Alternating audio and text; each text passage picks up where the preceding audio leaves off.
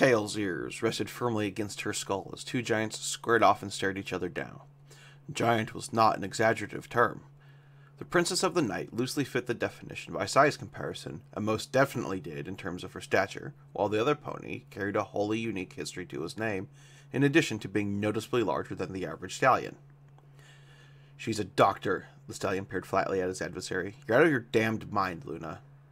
The princess's eye twitched slightly, but she did not reply. What were you thinking, calling me all this way to the castle for this?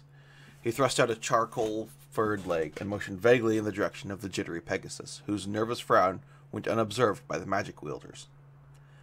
She doesn't look like she's trained a day in her life, and you want me to take her on as a cadet? Not in the most conventional sense, but yes.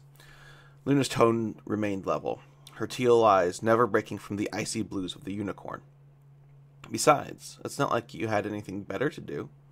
No. Barrier stated simply and turned towards the door to leave. I am not training any more ponies. Not after last time. Asking you was a formality, Captain. Luna lifted her formerly level voice by several decibels and gave it a hard edge. It was a side of her very few ponies saw in the modern age. Excuse me? Barrier turned to face her once again, his two-tone blue mane cutting through the air as he did so. I don't take orders from you, Luna. Like the princess, his tone took on an equally hard edge, almost seeming to dare her to continue the argument. Princess Luna, the larger mare, closed the gap as a dangerous glint formed in her eyes. You will show me the respect due my station, Captain. You owe me that much. I don't owe you a damn thing. The unicorn's volume spiked, alerting the guard standing outside the room as he too stalked forward. I paid my debt to both you and your sister. Faust, damn it. I gave everything for both of you, and you would demand more? Tail found herself backpedaling, her chocolate brown eyes shifting nervously as she watched the two juggernauts come nearly muzzle to muzzle. Even from across the room, she could feel the raw magic that steadily began to form around the pair, as both of them seemed to prepare for the worst. This is not what she had wanted at all. Try it, the Luna Diarch threatened. Barrier's muzzle drew back into a snarl, and his charcoal gray coat seemed to stand on end, likely charged with magic. Don't tempt me. You know damned well who taught me what I can do when pushed. Aye, we are aware. We are also aware that you spent the first 10 months of your return studying how to fell an alicorn, much in the same manner as your mentor. Instead of fashioning a similar expression, Luna allowed a smug smile to settle upon her face. Aye, and as it turns out, there are several methods to do so. Barrier's snarl slowly faded to a grimace. Why would you ask me to train this pony, Luna? What could possibly necessitate the need for this mare to gain my expertise? She's not a soldier. She's not even a guard. There will be a time and a place for that, Barrier, but it is neither now nor here. I have my reasons, and there is a use for this doctor, but that is not really what is important when it comes to you. You and I both know you won't say no to me. We both know you can't say no to me. You wouldn't have come otherwise. Luna's tone was almost sing-song. Barrier groaned and fell back onto his haunches, his forehead rubbing, finding their way to his temples. Ezekiel, you are absolutely insufferable. Tail's eyes narrowed in confusion at the sudden and unnatural shift in tone between the two, but she maintained her silence, as Luna had instructed her to do. So then you'll do it? The princess couldn't grin any wider when Barrier's eyes shifted and settled distastefully on the third wheel of the situation. What's your name, Pegasus? The unicorn asked harshly. Out of all of the possible first impressions that she had gone over in her head, that entire engagement had made even her worst-case scenario seem harmonious. She should never agree to Princess Luna arranging anything. It would have been better if she had just said it herself. Tail, Captain. My name is Tail. Barrier snorted and threw his gaze back to the princess. A few things before I agree to anything. Firstly, if she dies because of my course, I take no responsibility for it. Tail's eyes widened considerably, though no other pony had noticed the developed look of disbelief. Secondly, I'm charging you and your sister out the flank if I'm going to be training again. I haven't been in the equestrian military since shortly after my return, so this is an external job that demands the pay. Also, I will go at my own pace and set my own schedules, as well as those of my cadet. The stallion waited for a nod before continuing. And finally, I reserve the right to send this filly packing if I don't think she'll measure up. We can agree to all of those stipulations if you'll allow us one of our own. We want you to take 2 other ponies in addition to her. The unicorn's eyes narrowed in his grimace returned. You know how I feel about training cadets, Luna. I'm aware, but since you're already here, we might as well make the most of you. Luna waited for a response. When she received none, she nodded once more. Welcome back, Captain. Your ponies will be waiting on the field within the hour. So, Tail glanced meekly at the 2 of them. She almost squeaked when both of their gazes rapidly snapped to her. Perhaps most frightening of all was the ominous half-grin that now sat on the captain's muzzle. Only the sounds of steady hooves accompanied the 2 ponies as they trotted from Luna's chamber. Tail swallowed hard, the unrelenting quiet nagging her to the core. She yearned to communicate, to establish some rapport. But the rules of academia did not hold weight here. These ponies survived on an entirely different code, and at times, survival appeared to be the heaviest burden of all. Barrier's file had been marred by tragedy, and Tail had clung to every single word from those archives. Her review had started nearly 3 weeks ago.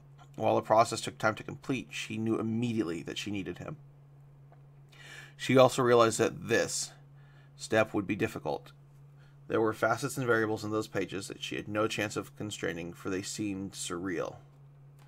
On top of that, tradition lingered with its prowling form.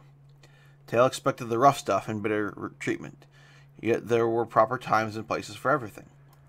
She had approached this engagement with nothing but respect for his guard, pride, and experience, and she implicitly understood that she had done nothing to earn his respect.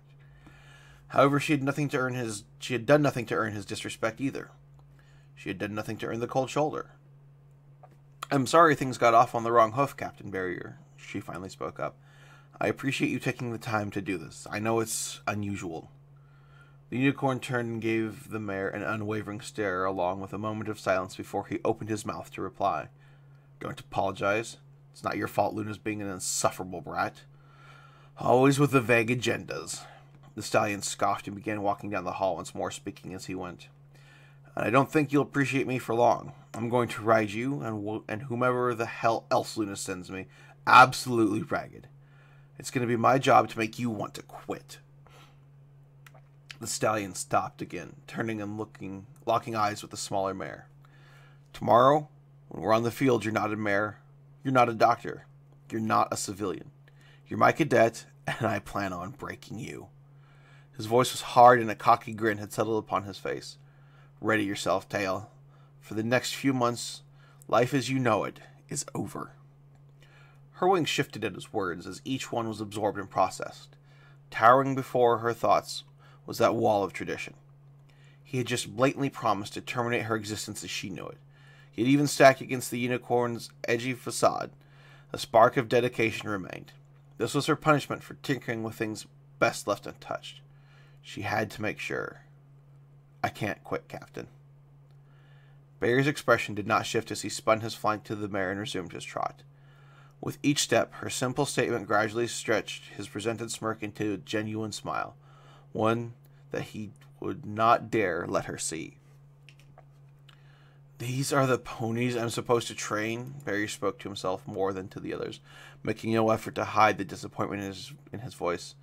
Secure above, Luna has a sense of humor. Wisely, none of the ponies spoke up. Get in line with the others, filly. Barrier cracked his neck as Tail moved to follow the order, her eyes briefly scanning her squad mates en route. I assume you all know why you're here. He was answered with 3 simultaneous nods. Good. Barrier carefully circled the 3, sizing them up and committing their appearances to memory. First up was the reason he was in this mess. Tail. The Pegasus mare came up to just beneath his chin and was covered in a smooth, well-groomed lavender coat. Her long black mane and namesake draped over her figure, though it was a heart-shaped atom on either side of her flank that Barrier made sure to remember. Directly to Tail's right was the earth pony of the group, a towering lime-green mare with a slightly lighter lime-yellow mane. She was nearly as tall as he was. Rather than staring at him, she seemed to be looking at Tail with a general distaste. Barrier paid it no mind, for the time being. On the far end was the last of his new trainees, a fairly regular-sized unicorn, with a coat the color of sun-baked ground and a harsh, sunny mane.